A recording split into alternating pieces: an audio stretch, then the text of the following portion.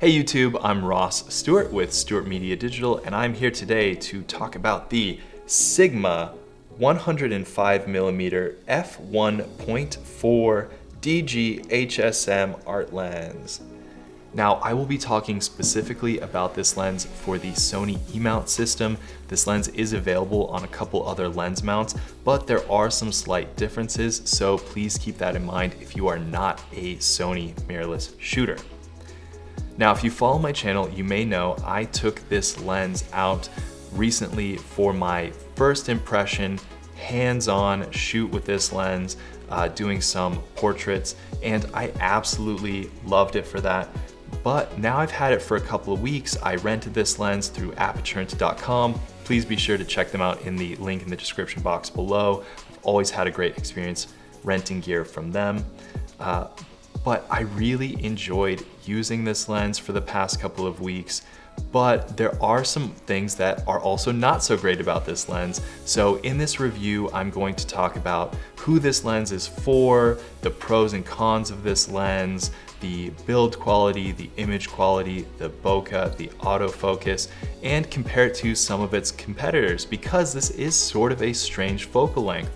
A fast 105 prime lens is not a particularly common type of lens.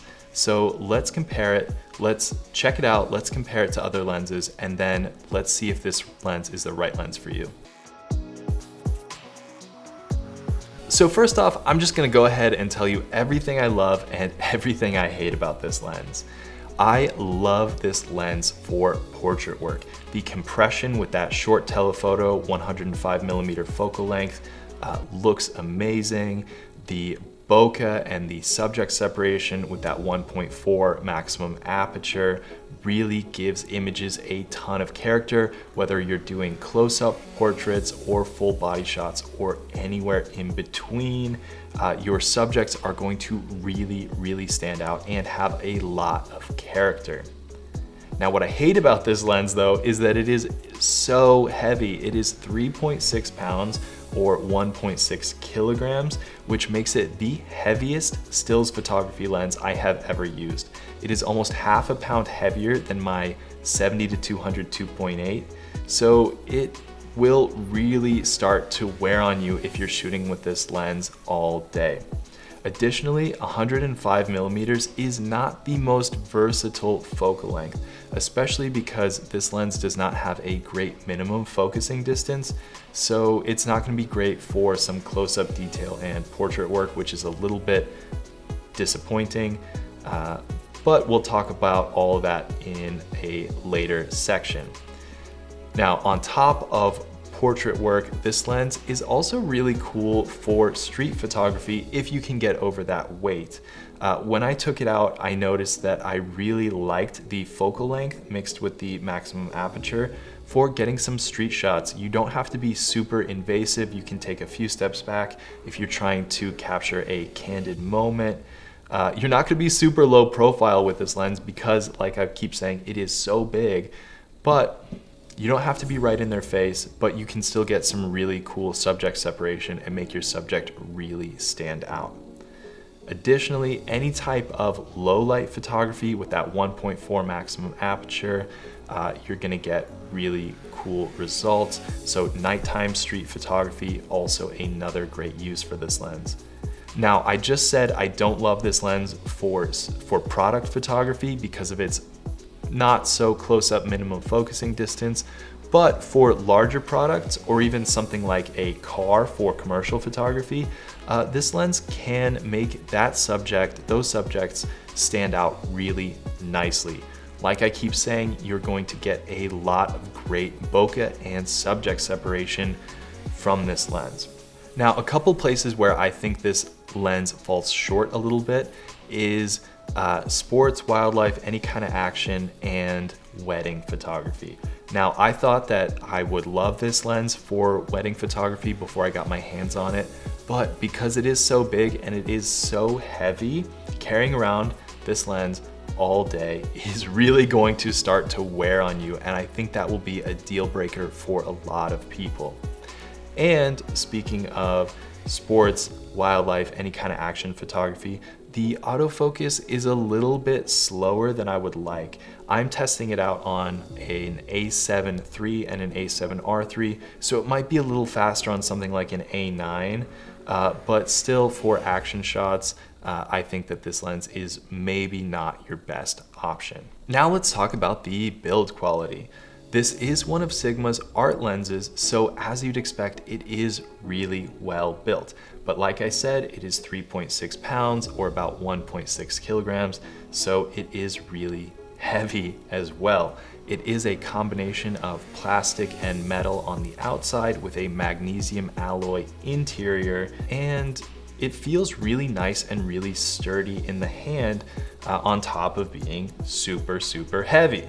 It has a really nice rubberized focus ring, and it is full-time manual focus, which I really love about this lens. This is one of the only lenses for Sony mirrorless that I've tested that is full-time manual focus, and I really love that about this lens. I'll probably make another video down the road some point talking about why I love full-time manual focus over focus by wire, but we'll get into that at another date. Next up, the only other feature on the side of the lens is the autofocus manual focus switch, which is of course always nice to see. I have been surprised a couple times by lenses that didn't have that, so it's nice to see.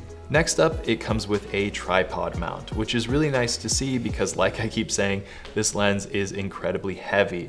And on all of Sony's mirrorless bodies, of course, it is going to be really front heavy. On an APS-C body, even more so, it gets kind of ridiculous. And by the way, on an APS-C body, this lens behaves like a 157.5. So it does get quite a bit more telephoto on APS-C. Next up, it comes with a nice plastic lens hood with some rubber in the front, which I really like because I do tend to ding up my lens hoods.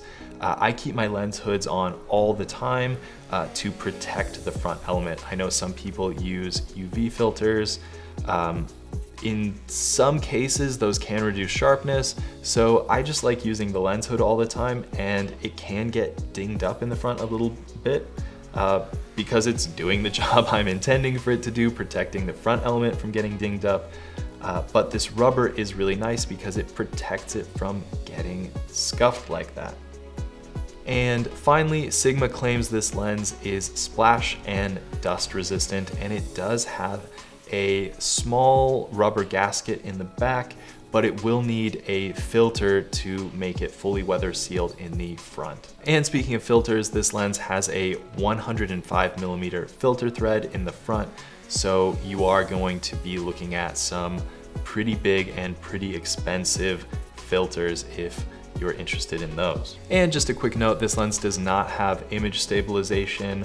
I know that might be asking too much, but it would be kind of nice to see in a lens like this. Moving on to image quality, and that's where this lens starts to get really exciting. It has 17 elements in 12 groups with one spherical element, and the images are really, really sharp. This is not the absolute sharpest lens I've ever tested, but it is still very, very sharp. That's why I mentioned earlier, I would have loved if it had a slightly better minimum focusing distance, which by the way is about 3.3 feet or 1 meter, because I would like to get some close-up product shots, but this lens really is not the right choice for that. But back to the good stuff, like I said, this lens is incredibly sharp. It has almost no chromatic aberration.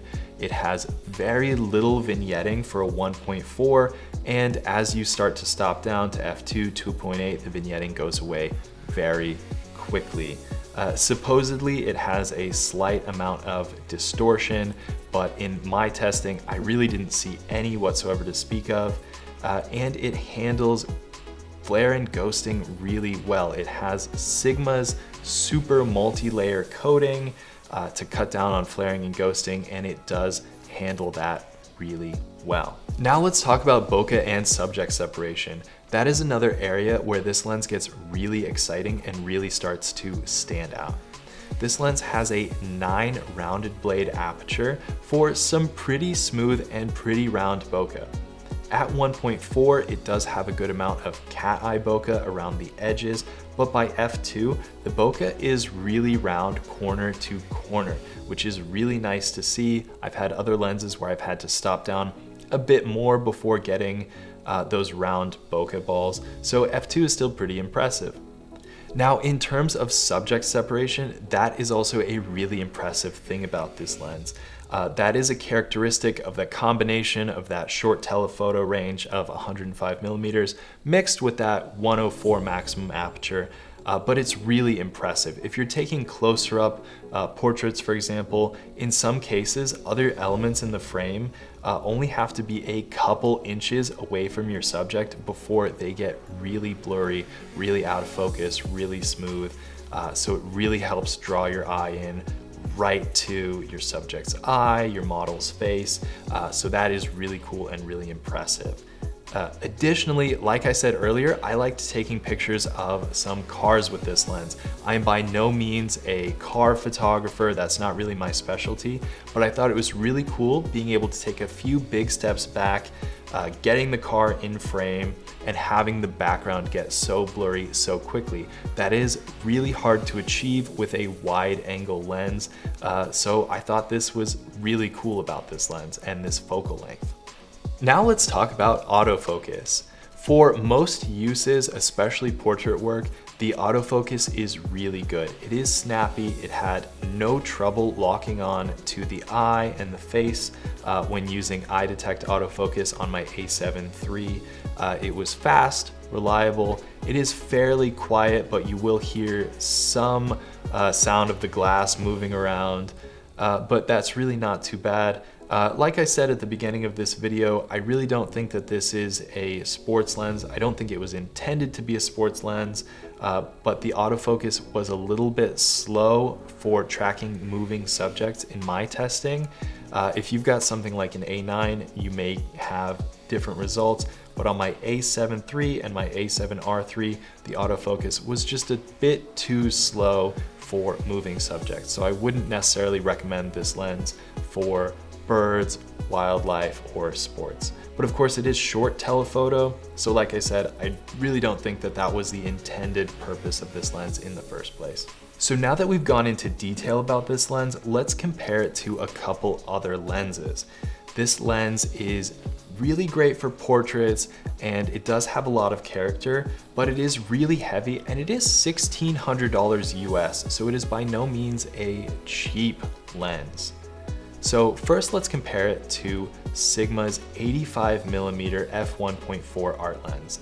That lens, first and foremost, is about a pound lighter. That is still a pretty big lens, but over the course of a day, you are really going to feel the difference that a single pound makes. It is also quite a bit cheaper at only $900. It is also quite a bit more versatile. 85mm is great for portraits, but it's also great for a lot of other things too. Next, let's compare it to Sigma's 135mm f1.8 art lens. That lens is also going to be really great for portraits. It is a pound lighter as well, so that alone might be a reason to choose that lens over this one. Additionally, it is only $1,200 US, so it is a bit cheaper than the 105, but you do lose a bit of low light performance and the bokeh and the subject separation, things that come with a slightly smaller maximum aperture. You do get a little bit more reach with the 135, which has pros and cons. When I tested Sony's 135, I found that it was a little bit of an awkward focal length, even more awkward than 105. It took some getting used to. You need a lot of working space if you want to use that lens for portraits. But if you're interested in wildlife or sports photography, that may be the way to go. Anyway, thank you guys so much for watching. If you're interested in picking up this lens for yourself, please be sure to check out the link in the description box below. It doesn't cost you anything, but it really helps out the channel. Additionally, if you're interested in renting gear, please check out aperturent.com through my link in the description box below. I have always had a really great experience renting gear from them. And as always, be sure to like and subscribe. Thanks.